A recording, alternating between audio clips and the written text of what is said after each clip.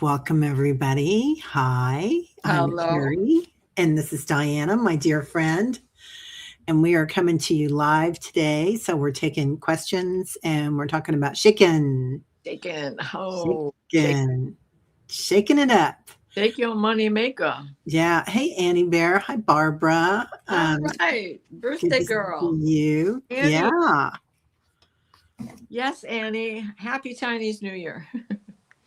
The Mhm. Lunar New Year. Yeah. Fire horse today to honor and shows respect. Yeah. I forgot I got to post some stuff too. Yeah, lots of energy coming in with the fire horse today, isn't there? There is, like I was just telling you this morning outside my window, there was a whole lot of something going on. Couldn't tell you what it was. All I know is it was a lot of green energy coming in. I also could have had Raphael on board that ship. Oh, that makes a lot of sense with the green light. It was the camera on my phone would only filter out the green, most of the green, so you can hardly see it. It looks blue, but it was already like it was so bright. It was like, if this is getting to be daylight, what the hell is blocking me from starting to see daylight? Because the day is getting longer. I had to think Yeah, the days are getting longer. So the light that was outside the window was not the natural light. And it wasn't the light from the floodlights that are out there or the decorative light on the front porch. And so I was like baffled. How far can I see? You know how when you're waiting for your vision to clear and there's really no depth perception, you're just in it? yeah. That's it was like, if this is a fog, it's in the house. it Wow, that's so was cool. it was totally unexpected. Yeah. We were talking about that backstage, and I thought it might be reptilians too, like reptilian guards. But that's What? another idea. But I like Raphael and reptilian guards. I do too. I do too. Because the reptilians I see are always handsome and good looking and lovely headgear and Yeah, very or muscular. markings. Funny how our Tubular, man. vision. Tubular. Yeah, baby. Stunning beyond compare. Yeah, right. Um, Annie Bear, good morning. Yeah, Barbara Berkman has a birthday today, the Yeah. 17th. And we've got Lunar New Year, and luckily you're an astrologer, Diana. So we got a lot coming in, don't we, on this Lunar New Year? We sure do. And it's today and it's tomorrow and it's the 19th and on the 20th. They're all Neptune and Saturn are at that 0 degrees, but they're going to be at 0 degrees and 44 minutes of solar arc. So they will be exactly together on the 20th. And so there's so much energy. And because it's Aquarius and all those tense vibrations, what is our better thing to do, right? Shake it out, shake it out. That's why I called it the threshold. We are on the threshold of the dawning of Aquarius, but the thresher separates the seeds, the grain from the plant, and Yeah, you got to shake it or beat it. And all of those things are exactly what we need to do to release energy, right? 100%. It might be why we were singing songs before we came on. Yeah. And when you said we got to beat it, I was like, oh, Michael Oh, Jackson. there's another one. Yeah, right. They, I just I'm started telling you, laughing. Yeah. Jerry Lee Lewis, whole lot of shaking going on. Oh, was it W Jerry Lee Checker, Lewis? That's right. right? Yeah. And Jerry Lee Lewis and Michael Jackson. And I just want to make a mention that Paul Fried is here, live Live from from Disneyland. Disneyland. I'm so glad you took the family to Disneyland, Paul. I Yeah, think for that sure. was beautiful. Hello, beautiful Millie. How are you doing, honey? Millie, I haven't seen you for a while. Good to see you. Yeah, blessings. Leona's here. Barbara Hartlove. I love Um, her avatar. That's gorgeous, Millie. yeah, it is. It's new, isn't it? Wildflower ones. Oh, I think you got a new one too. Look at Oh, that. I don't know if those are hydrangeas or violets, but they're stunning. Shake It Off by Taylor Swift, 100%. Yes, please. Chubby Checker Wildflower. twist again. Yeah, yeah. Elvis Presley. Hi, Erin. Oh, no, you didn't get to sleep until nearly 2 a.m. Yeah, last night was the first night that I really got a good night's sleep, I think, for several days. And that I was waking up every 2 hours the night before. And that was the morning that I had the visitation too. So hey, Mary Thornberry. And Victor's here. Hello, Victor. Truth Wave and Kathy and Wiki. Hey, Wiki. How are you, honey? Your work lurking. Yeah, I gotcha. Yeah. So, I have we've had Sharon Donnelly from Australia on several times on the show, and she does that the shaking, the somatic. It's no matter. And when I worked with her, it was really interesting. She was our family therapist for a while, and we would have a talk therapy session for about half an hour, and then she'd say, "Okay, go lay down," and you take your laptop with you to your bed, and you'd put a couple of pillows underneath your knees, your thighs and your knees, and then you just sit back and let your body shake. And after a while, it would just shake voluntarily. And now, like if I'm in a sound bath or I'm doing vinyasa and yoga, at the end of yoga, my body just twitches. Yep. Yeah, I get you. Mine does too. Especially like when I'm tired. yeah, And when you get tired, it's all your vulnerabilities come to the surface, right? yeah, So that automatic shaking is like the sheer force. Like you can make it happen if you pretend you're sitting in a chair and lean up against the wall, and sooner or later your body shakes, and it still does the same thing. It releases that fright and flight, right? yeah. Brings in all the adrenaline and oxy. What are those words? There's so many. There's so many of them. But your body produces that stuff naturally for its own sense of euphoria. Yeah. And like a cat getting out of the water, right? Right. Yeah. And I was reading some stuff from this Ayurvedic doctor the other day too, and he said if you can shake like right after you wake up, just 2 minutes of shaking, moving your psoas, Oh. um, so get up while you're making your coffee and shake it, baby. I may not be shaking, but I am doing heel drops. So standing up on your toes and heel drops, and Oh, then brilliant. toe Yeah. while the teapot is boiling. Excuse me, so I can make my chicory carob drink. Oh, yummy. Yummy, yummy, yummy. Leona, I'll be right back. Your dogs are freaking out. Oh, I hope everything's okay, honey. Yes, Yeah. I hope so. And Millie says she used to twitch and spasm a whole lot, way less nowadays. Yeah, because you got it out, Millie. Yeah. It is really good. But and I'll find times when I'm going into deep meditation and all of a sudden my arms will just twitch or something. And I know it's acclimating to the energy. Let's see, what was this? This is interesting, Mary. I thought it was interesting. Jesse Jackson dying in energy just seems it was destined or has a space of sacredness. I guess we all do. Oh, honey, that's beautiful. So on Valentine's Day, I don't know if this was AI, and it's true because I haven't fact checked it, but they said that that arch in Italy in the water, the lovers arch collapsed on Valentine's Day. Oh, well, what is it? Sicily is falling into the ocean. Oh, really? It's lost half of this one town.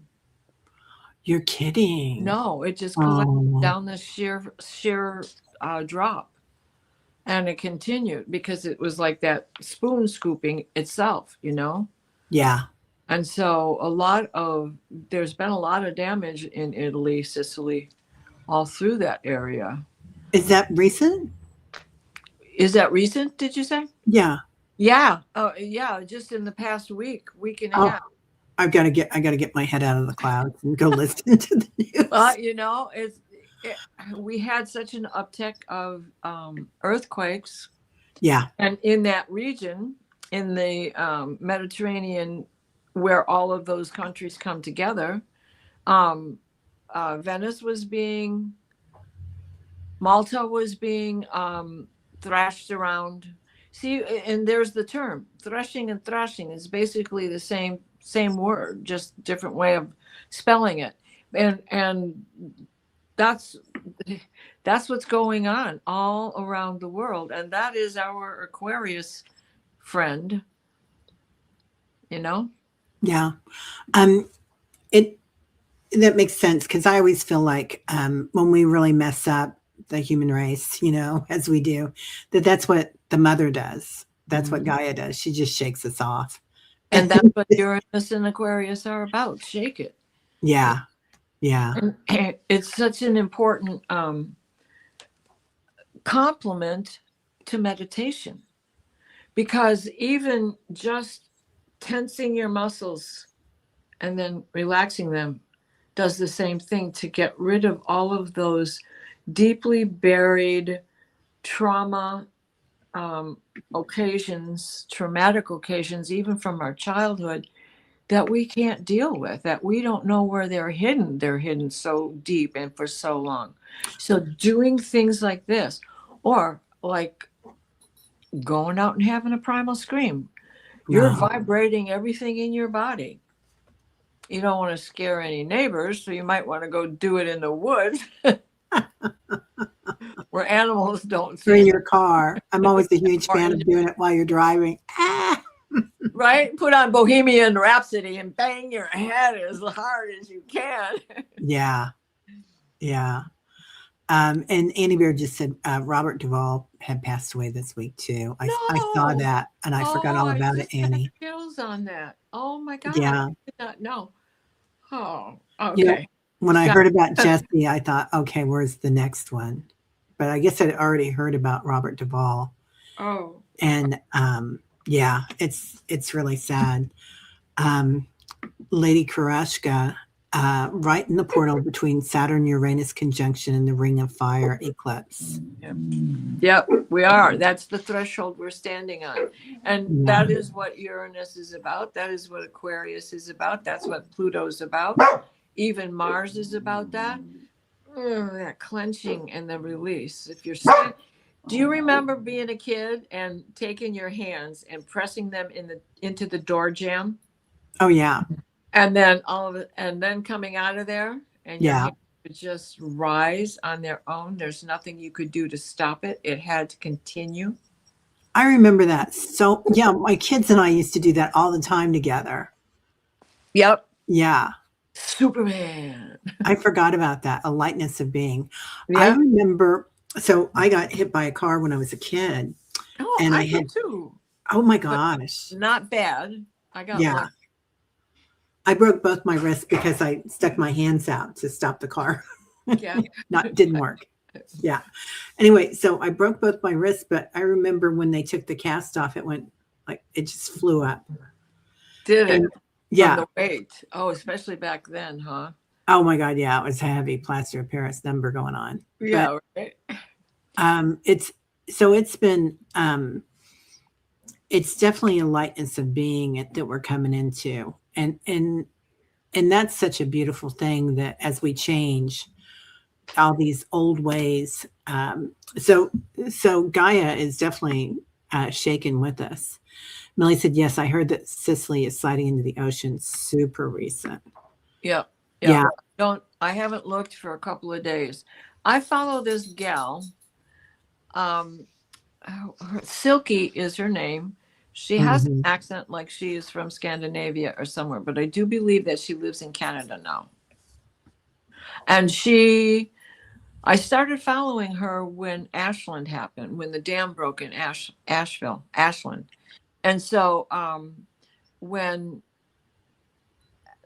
I started following her, she was the only one giving it the right coverage. Right. And then she went right on with Flatten Blatten, which was the town that the glacier broke free from the mountaintop, and everybody died except nobody died except for one guy who was a shepherd who was out with his flock. And these were all things that were in dreams that I had, if you recall, because they're all in the journals. So anyway, I started following her then because she was giving coverage to things that nobody else is talking about. And what's her name? Silky. Silky. Silki. Is she on YouTube or is she on? Okay. She's on YouTube. And she's a little, like everybody's got that clickbait thing going on right now. So she does that to grab people. But sometimes she really is worth watching the whole show. Sometimes you get all the information and that's good enough. Yeah. In the beginning, Yeah. Silkbait, or clickbait, that's an art. So I don't have right. And she shows pictures that others are not, because she's got her finger on the pulse of Europe. Yeah. She still has family there, or she travels around and just doesn't divulge all that information, Yeah. Well, there's so much information coming in right now too, that it doesn't get into the algorithm. So much science that's being released, so many things with the technology of the new telescopes and whatnot that they're seeing, all sorts of different forms. Telekinesis, that I can't remember if it was Finland or who, it might have been Finland, that's working with telekinesis. Japan's doing major things. And I think it was South Korea too that was doing the rails that run on magnets. And so they're like 3 inches above the ground, but they're magmatized. Anyway.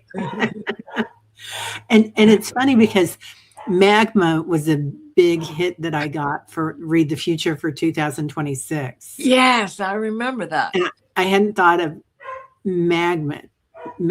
Oh God, I can't even say it. Magma. Magentic. No, not magentic, but that's interesting too, Lady Nada. Magnetic. Thank you. I needed somebody to spit that out of this mouth, girl. But magma is magnetic. It is all those protons and ions, and all that stuff is, when it cools, what does it become? Yeah. Oh, Millie's oldest daughter is 22 today. What a day. Millie, that's such a beautiful number. Right? A master number. Yeah. It is we always have the Lunar New Year on the first new moon of the year. And that is always this Aquarius moon. Now, that having been said, it isn't always an eclipse. So this is what is giving us a double whammy, because this is a good time to release, not just because it's a new year, but because we've got all the signs from Gaia herself. And it's got to do with the lunar nodes as to how it all works. I'm not going to go into explaining it because there's no comic book version of it. It's a good thing. And even I twist my tongue on that stuff. So. Yeah, I would just, I don't get all that, which is why I love having you here, because I don't need to get it. All I need is to hear about. Right? I was in a meeting last night with a whole bunch of people, and I was called on a couple of times to explain the astrology. I bet, right? But I wasn't expecting it, so I was kind of like tongue in cheek. This is funny. Aww. This was there. Interesting. So Paul's talking about, I think about, it's Anne, isn't it? Isn't Anne Mark's wife? And Rosemary was his mom, I believe. Anyway, so he has his brother-in-law passed away. He transitioned last week or 2 weeks ago. And now his wife, his widow, can feel him while they're in the park, walking with them in and out of the park. That's great news, Paul. I'm so glad to hear that. I think he would have he is enjoying being there with them. Right. Yeah. I feel like Paul, do you think that he pushed you to do that? Do you feel like he gave you the maybe planted the idea in your head? I feel like lots of times our guides and loved ones plant little ideas. Right. And if he was a thrill seeker, what rides is he pushing you guys to go on that you wouldn't normally go on? Yeah. Like loop the loop. Yeah. Yeah. And Leona's talking about a crazy 2020, 220 being a crazy. Oh, yeah. Because Yeah. that's when we have the Saturn-Neptune exact conjunction. It's already conjunct. They're already both at 0 degrees. But the exact will be when there's that 44 minutes of solar arc.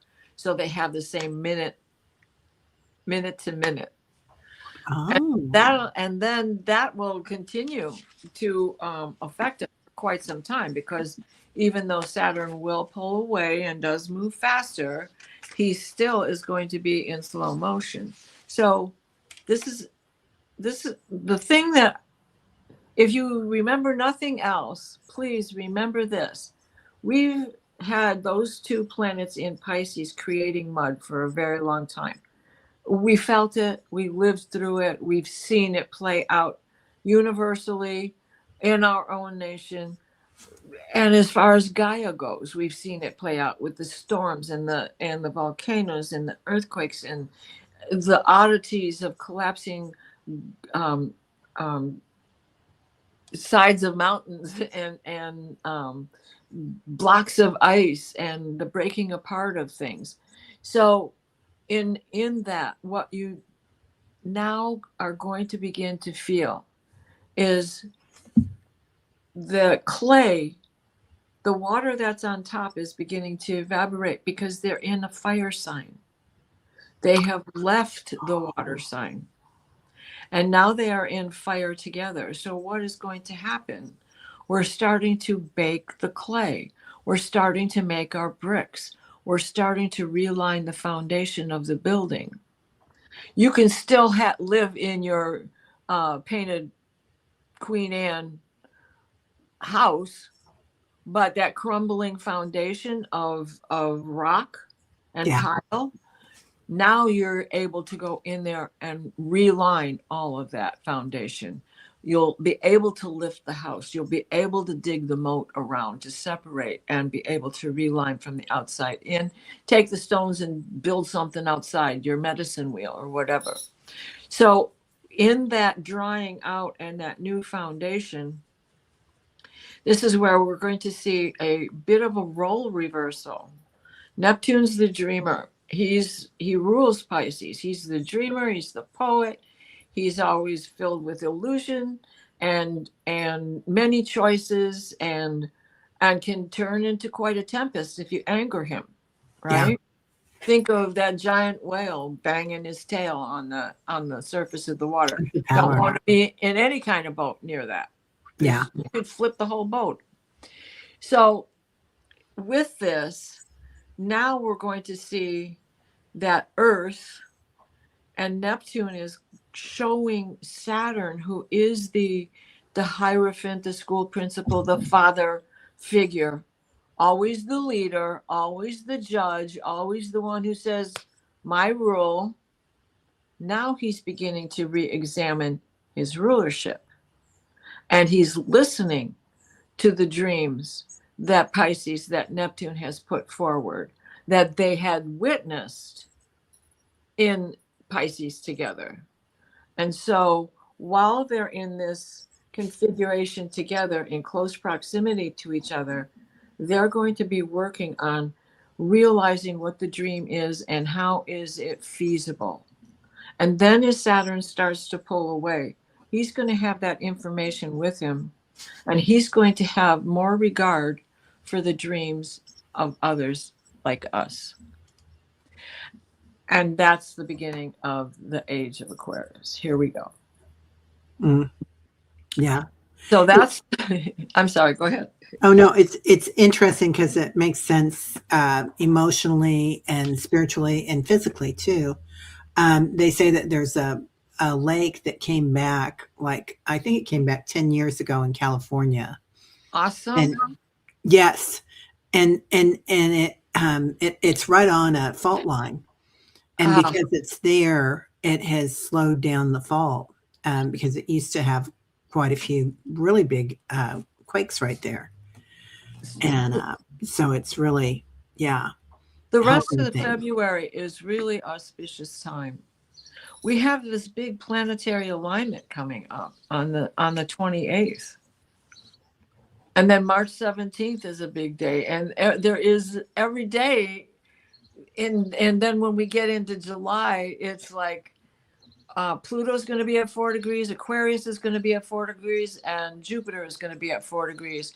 And one other thing is going to be the North Node is going to be at 4 degrees, and they're all going to be in proximity to having trines between the two air signs are trined and the two fire signs are trined, and it's the fire and air working together.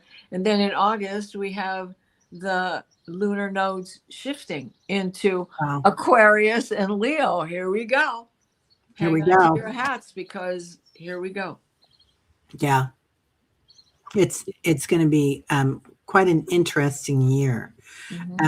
So what do you think about, I feel like things are going to start changing come June, July. Yeah, I agree with you because the first impact, the trauma end of it all, will start to ebb back. Yeah. And all the shaking we're doing to get through this, and that includes everything, right? Not just the changing of the planets and the changing of the guard with that, but what's going on with the world and universe. And so we're going to start to see it really ebb. Yeah. Changes are coming. Shift happens, as they say. They really do, don't they? And we kind of needed a collapse of a few systems. Mm-hmm. And not to judge people, like, but I do feel like a lot of people that are in power right now, not a lot, but a few, will. A lot. Yeah, it's going to look a lot different. Yeah. It's a lot. Yeah. Yeah, we do need to buckle up, Lena. You know, it's that old, just cast it out and see what you hook. Just cast it out and see what you hook. Only those guys casting it out and see what they're hooked, they didn't throw nobody back. They just hooked you. Yeah, they really did, didn't they? Yeah. Victor says he loves that saying, shift happens. Me too. Okay, Mary, I have to say I feel great. I'm excited about all this new energy. I did not really like 2025. I send many blessings and good energy to those who are finding it difficult. I gotta say I'm with you on that, Mary. Mm-hmm. I really am. I feel like because there's so much chaos going on and things kind of imploding and exploding right now, and that shaking, that big shakeup, there's that energy that we can walk into abundance as well. It's like an area of alchemy where, and so much compassion for anybody that's going through a hard time here right now too. But as things go up and down and all around, it means that we can find the energy that we want out of that and make it into something new. So like a lot of you here are so intuitive and so, sensitive, so empathetic. So I really feel like that's going to be something that you guys are going to be able to look at, and even your intuition is going to change. Yeah. Like it's going to get deeper. You'll have your senses, your clairs, but they're going to get deeper, more subtle. So a quicker understanding without having to go back and read the footnotes.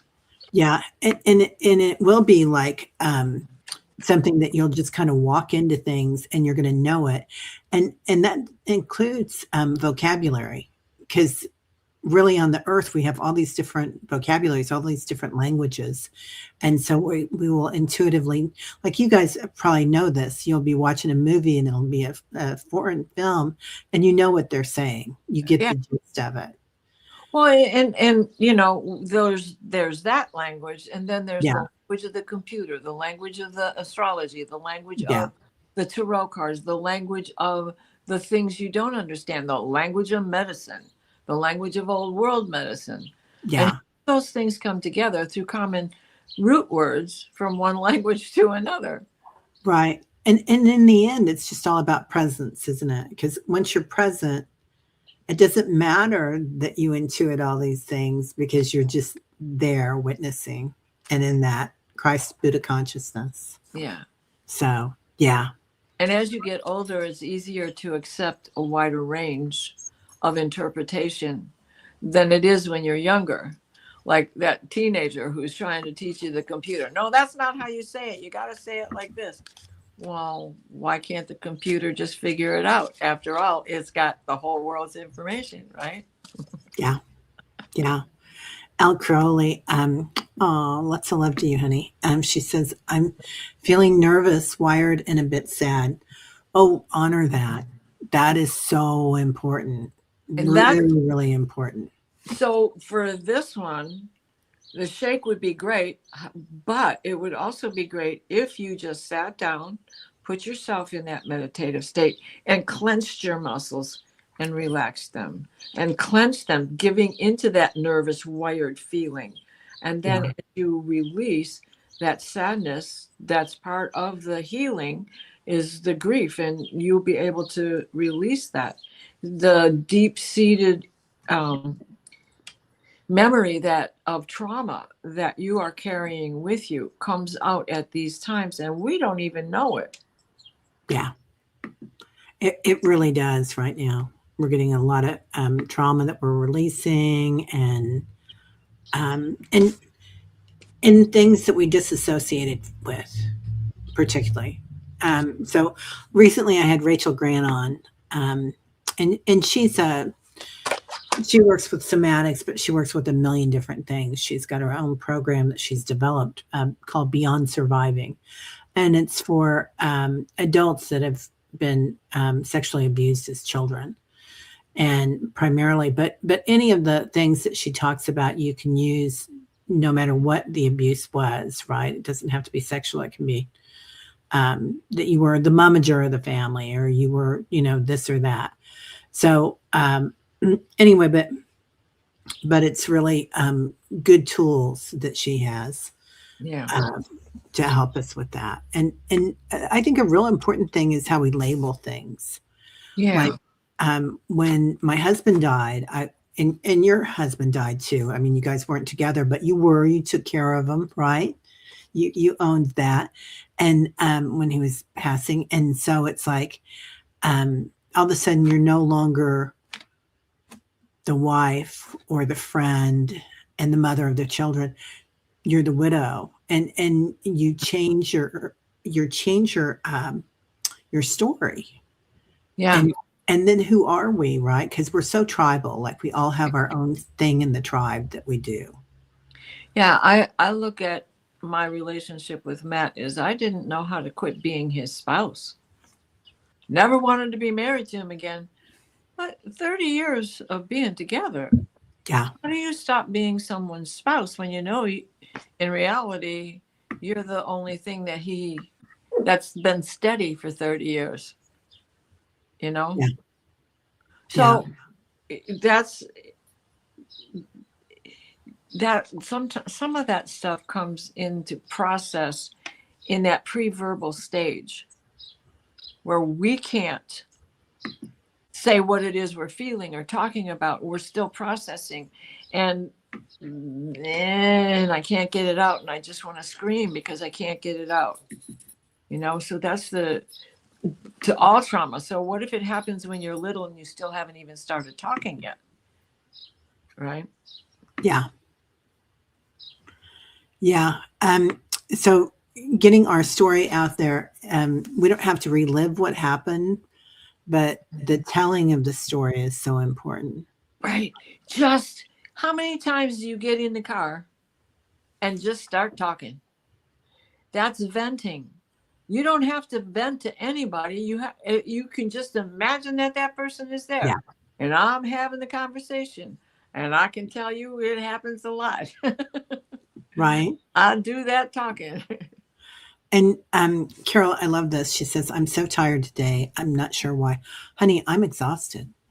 Yeah. I've got a show coming up with Dr. Gal, and we're working on this new thing. And I'm like, I can't even find the cards or the book on it or anything. And I'm like, yeah, well, that happens. I got 4 shows today. I'm like, Y- wait, Yeah, I can't do that, but that's okay because I know I'm, about to go take a break. So yeah, good, good. Yeah. So, and honor that, because there are days that we are going to need to really take good care of ourselves. Like I made a huge pot of vegetable bean soup. I went to this international market yesterday and I got these beautiful fava beans and oh, all this produce, and I threw it all in there in the Instapot. And by the time we get done here, I'm going to have this beautiful thing. And I think, I might just eat this for a couple of days. well, I made a big pot of vegetable soup myself on Sunday. Oh, yum. You're such a good cook. Oh, thank you. Oh my God, Barbara, Big Sur, Calla Lily Valley is blooming. Oh, that's got to be beautiful. Oh, wow. I'm going to have to go look at that. The Cal Valleys are in bloom again. Katharine Hepburn. Yeah. Yeah. Being a momager is an understatement, because it is, as empaths, a lot of times we take on being the momager as a child. And then again, in relationships, like in family relationships and friend relationships. And then when we kind of need a break, just like Leona was talking about being tired and kind of worn out today, it's like, then it's a good time to kind of sit back and care for yourself. Yeah. For sure. Yeah. Yeah.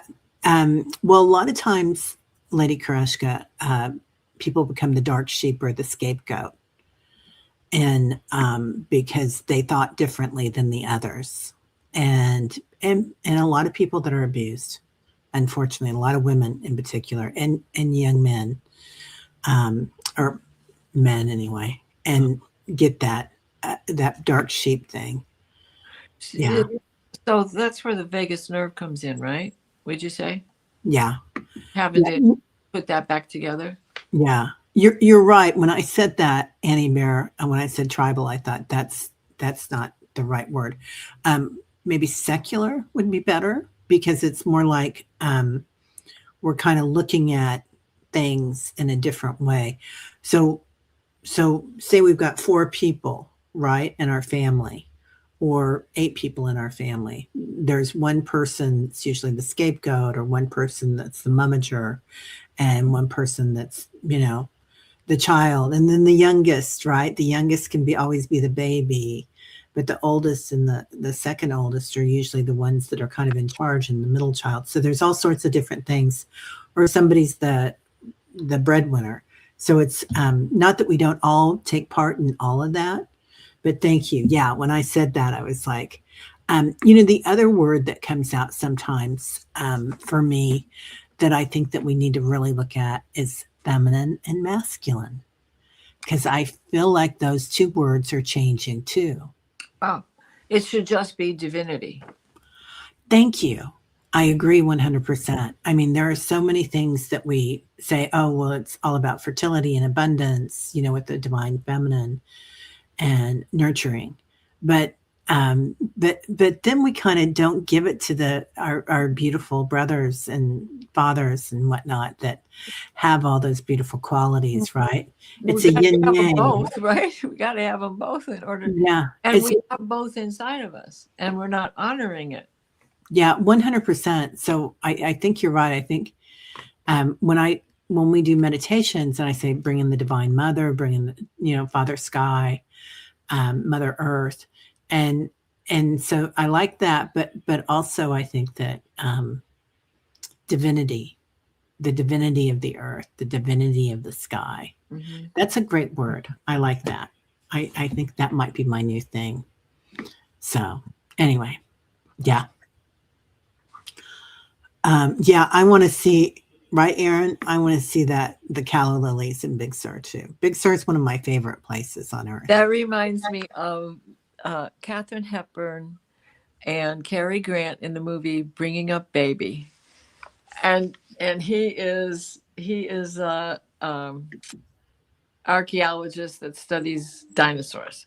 Oh, yeah. And he's putting together, remember this movie? And he's putting together this dinosaur and he's got this clavicle and her dog takes off with the clavicle. Where's the clavicle? Yes. And she comes walking in from the garden. The calla lilies are in bloom again, which is a line out of some kind of, if it's Shakespeare, I can't remember, but it's a line out of some big play, maybe Romeo and Juliet.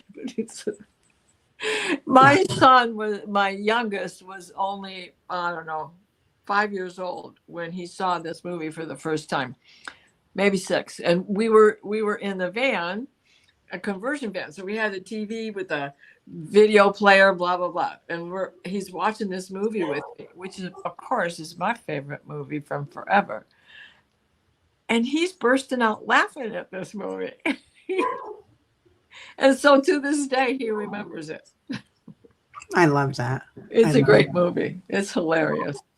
Oh, okay. Garnet says, instead of finding people's Achilles, he'll find their divinity.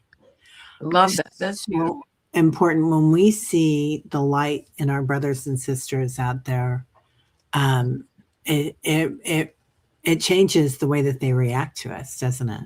Mm-hmm. Did you get a new picture, Garnet? I like that one. I like your smile in that. Let's see, Mary Thornberry. El Crowley, there are YouTube videos that talk about benefits and how many toxins are released through the feet when you have a soak with as hot of water as you can stand. Yeah. And at the spa, you can go and it's some kind of a salt bath. You'll be surprised at how rusty red that water is after having your feet in it. Yeah, we have that at the yoga patch, and you guys hear me talking about that all the time. I teach there once a week, and then I do workshops there as well. And I do a wet sauna every other week. I try to, or every week, and it's been 3 weeks because we've had some stuff going on in the family. So just busy. So I think after we get done here, I'm going to run over and do that. That's available. Yeah. Taking care of ourselves is huge. Kingdom, seeking my soulmate, the true divine masculine. Mm-hmm. Right? And because they don't have to be in physical form, do they? I mean, it helps while we're here. but yeah. The divine masculine in their purest form. But anyway, so that masculine feminine is kind of getting, I think there's going to be a different name for it. And maybe not this decade, but the next decade. It's Fat Tuesday too, Annie Bear says. Oh, Happy New Year. Happy New Moon. My Happy neighbor Tuesday. From Poland, she made homemade kruszkis.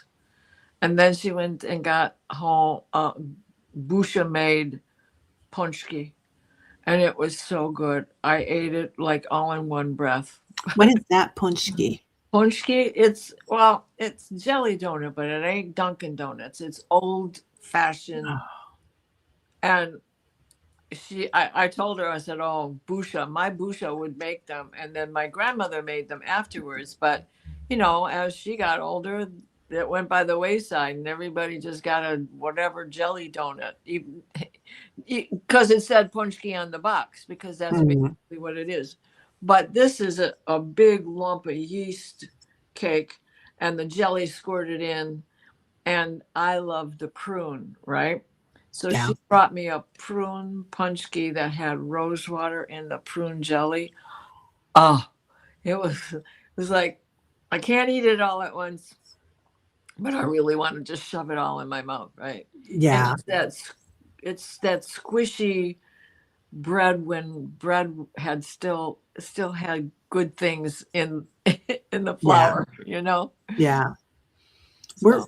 we're bread people here. We buy, Yeah. we just go to a couple of bakeries that do homemade bread. Yeah. Oh, Kelly's here. Iron Horse Fire, J Cat Lady. Hello. Let's see. For the new year, year of the fire horse, we're not supposed to wash our hair, do laundry, sweep, or take out trash. Well, Oh, honey, I got that covered. I can do that. Yeah. Okay, I can do that. No problem. Right? Um, How long can you go? yeah, I love that. I love that, Kelly.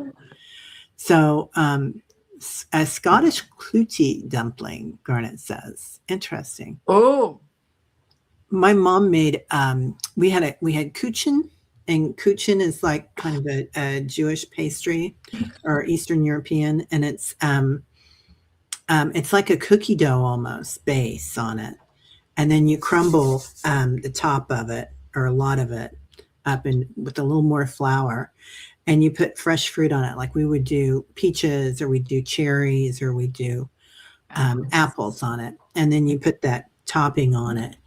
And it's best like 2 days later when yeah. everything is soaked in and it's like all juicy. Oh my God, it's so good.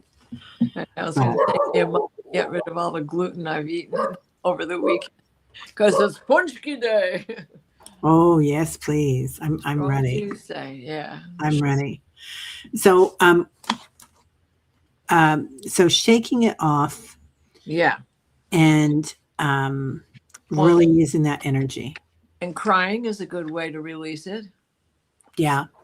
And how many times in my childhood, and probably many of us here, shut up, quit crying, or I'll give you something to cry for.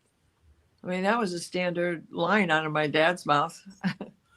You know, it's interesting how the human species in the past several decades has had, or maybe century, it's been kind of a punishment thing. Like Yeah. with children in school, we're Yeah. punished if we don't bring in schoolwork or we don't understand something. With our own children and our kids or our parents, probably, you know, it's been a very punishment mentality. You know, and it's the cathartic, what's the other word? Cathartic. Yes, it's Yeah. cathartic to do that. We have to embrace it. We can't get rid of it till we recognize it, right? Yeah. And part of that is embracing it. Oh, there you are. I see you. I love you. I'm so sorry. Bye. Yeah. Now, then you can let it go. You have to recognize first. Yeah. And I think, you know, we were talking about this earlier, seeing somebody's light. Like when you look at your child or you look at your, you know, your ex-husband or wife or partner, and then you look at your, you know, your parents, even though they may not be in the picture anymore, the physical picture, Right. that that you look at them and see their light. And I think that's beautiful. So, like if you've been subject to abuse, you can still look at that person and see the good parts. Especially when you think of how the generations were going back over the last century and a half. Oh, hell, for the past 1,000 years. Because there's always been abuse. There's always been someone who wants to take your power away. And in so doing, you're demeaned. You are made to not only feel lower, but you are treated lower. Yeah. And you are kept there. Yeah. And I just want to go a little bit farther with that because I just said something that was kind of explosive, is that looking at the good in things, it's not that we don't see the bad, we do. And we recognize it. But like for me, for instance, I had, well, Deepak, one of my teachers, okay, he's, you know, in the files, but then also you look at like my original teacher, Jerry at the School of Metaphysics, was also an abuser. But I got a 4-year degree there before I was 17. And that was, I learned so much there. And did I learn horrible things too? Yes. But can I now look at the really good stuff that I learned too? and be able to separate them. Yeah. And also, do you think that we should look at it like, well, what did they know from? They probably had a worse bringing up than we did. You Yeah. know, did they come from abuse of that nature? And so they, Most of them did. because of their generation, didn't get educated as to how ignore it. Like there's just Catholic priests, and how many of them sexually abused boys and girls, and just I often It's an want to ancient think, story. yeah, and I want to think of it as this innocence, because they're going into the priesthood and they think making a vow to God not to do it anymore is going to take that away, and they're not going to do it. But they don't understand is it's their nature to be gay. And they've been brought up to believe that they are a horrible person because they're gay. And that's not right. Yeah. Yeah. So, you know, what you did, you're an adult. You should have made a better choice. You should have educated yourself. You should have researched more, or you should have just been happy to be you. Yeah. Yeah. Absolutely, Annie. There's no excuse for abusers at all for what they did. Right. Um, but we can look at, I'm just saying that if you were a child and this happened to you, or if you were last week, it doesn't negate the good things that you learned in that relationship too, because oftentimes the only time that they were shown love was when they were being abused. Yeah. And that doesn't make it good for them or anything Right. else. It doesn't absolve them in any way. It doesn't hurt less. But then when we look at, would we throw away everything that you learned in that relationship? Would we throw away our entire childhood and say, because then you're taking the shame. Right. It's like throwing the baby out with the bathwater. You can't do that. Yeah. Right. Yeah. Totally. Love is love, period, Annie. True love is true love. Yeah. And it's, yeah, it's messed up. It's messed up. But that doesn't mean that we're messed up. No, because each generation, if we're doing it right, we raise children with roots and wings, and hopefully we've put some balance into the ugly things from our childhoods, so that the things that we made mistakes with, they can understand and they can separate, and they won't copy those mistakes. I always told my kids, remember everything that happens in your childhood. Remember it all. Copy the things you loved, change the things that made you feel small. Yeah. Yeah. Happy birthday, Barbara Berkman. Good. Hello, beautiful. You're always here at the right time. Yeah. And Annie's always talking about this book, Richard Schwartz. Yep. I got to get it. Annie, I got to say, check out No Bad Parts. Yeah. Yeah. Alice, you're right. Yeah, you're right where you need to be. Well, some people here probably have a lot of energy. Not me today. No. So, yeah. Slow moving. Yeah. Happiest birthday, Barbara. So, anything else that we want to talk about that? Let's talk about the week ahead. What's coming up? The week ahead. Oh my gosh. What can we say about the week ahead? This energy isn't going to go away. Eclipse energy doesn't go away quickly anyway. Yeah. It started really last week. Yes. Last week. And yeah. And even farther beyond that, because, even though Neptune was already here in Aries and Saturn was still back there in Capricorn, they're still in conjunction because they've got a 5, 6, 7 degree orb. And you have to look at how long was this going on with them. So there's still a conjunction going on. It might not be hugging and kissing close, but they're still close enough to be able to hear each other when they scream. And then we've got this Uranus thing, right? Uranus has finally gone direct. Case in point, I have Mars at 29 degrees of Taurus, and Uranus is at 28 degrees of Taurus. Well, he's been doing that dance with Mars, my Mars, for 2 years. And oh my God, he's finally gone direct. And this time he's gone direct to go into Gemini, which is great because my Uranus is in Gemini, all the way at 29 degrees. But finally, we're all going to be feeling this forward procession, this ability to make progress, because Uranus is direct and changing signs, going into an air sign, which is what he has rulership over, because Aquarius is his sign, and it is an air sign, not a water sign. Yeah. So with that, and then Jupiter's going to change and get out of Cancer and go into Leo. So Jupiter at 4 degrees of Leo, and Uranus at 4 degrees of Gemini, and Pluto at 4 degrees of Aquarius, and the North Node at 4 degrees of I forgot what I was saying.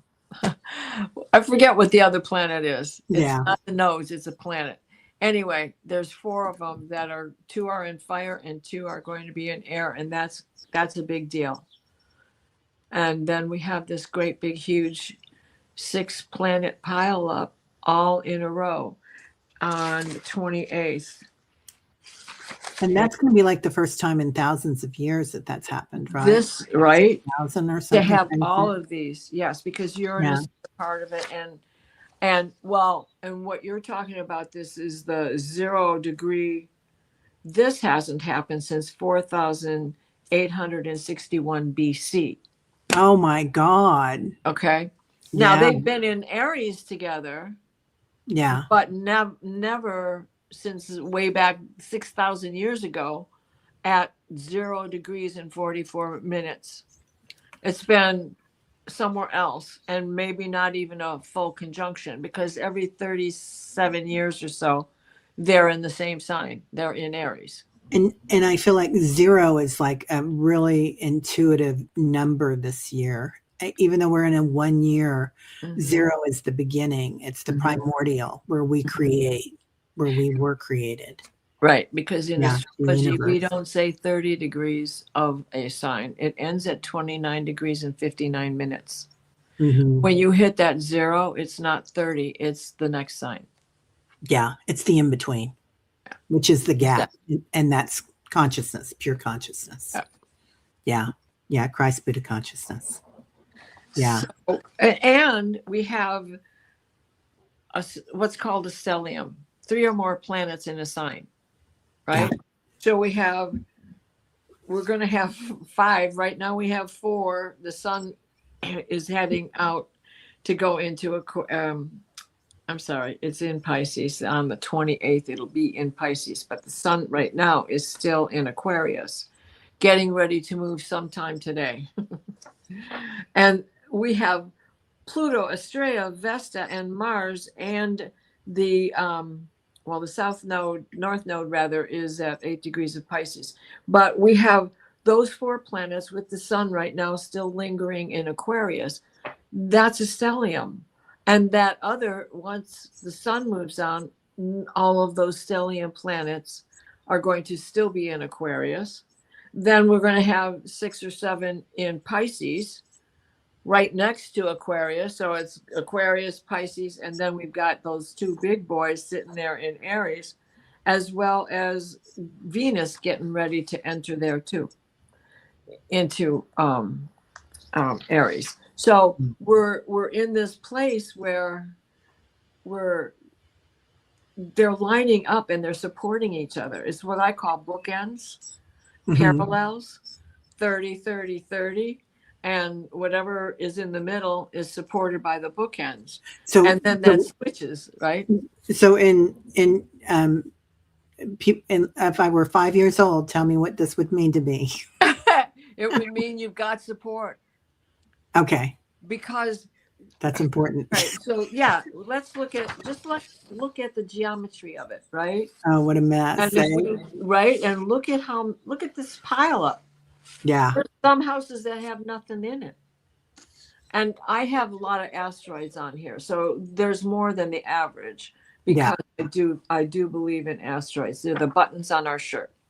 It's Yeah. getting those asteroids. Those are the details. We get those right. We can live with the other stuff up or down. But anyways, with all of this being in alignment together, Pisces, Aquarius, Pisces, and Aries. It's a There's party. yeah, right? It's a party. It's Party. an astrological party. I love that. I love that. It's like, and if you look at this, it's like not just the teeter-totter, but the swing. The baby's cradle that you wind up and walk away from, and it keeps going. Yeah. Because momentum. Well, as it goes by, it's going to Like a flip. pendulum. And then you got the whole thing going around, and the water's still in the bucket. It hasn't come out. Why? Because centrifugal force is keeping it inside. Magnetic. So, yeah, magnetic. Yeah. Yeah. Yeah. Iron Horse has to get her chart done. Diana's amazing at it. Amazing. Thank you, Teri. Yeah. And everybody, thank you so much for being here today. And Diana, thank you so much for being here. I know that we've got a lot going on, and Barbara is having her birthday. So happy birthday, honey. And I know she feels zapped, but I'm just remembering when my daughter, I think she had her 6th birthday party, and she was having one of those days, and she had a pajama day all day, even though she had people coming over and a big party. She was wearing her Barbie pajamas all day long. Oh, like, it was the Barbie. It was all about the Barbie. I can relate. Right? Yeah. Yeah. She is my twin. Yeah, she totally is. Oh my God. Victor, thank you for being here. Everybody, a million thanks. And I like to say that because it always reminds me of Kelly Healer, because she has so much generosity and gratefulness in her heart. Yeah. But and as do you, Diana. So yeah, have a great pajama day. I think we all deserve it. All right. So we'll be on the dream show tonight too. Yeah. If anybody has a dream, come on by, and a dream, a vision, or an appearance, and everybody's having them right now. Right. Share them, chat about them, help us figure them out. Yeah. Yeah. 100%. All right. Have a great one, everybody. Bye-bye. Bye.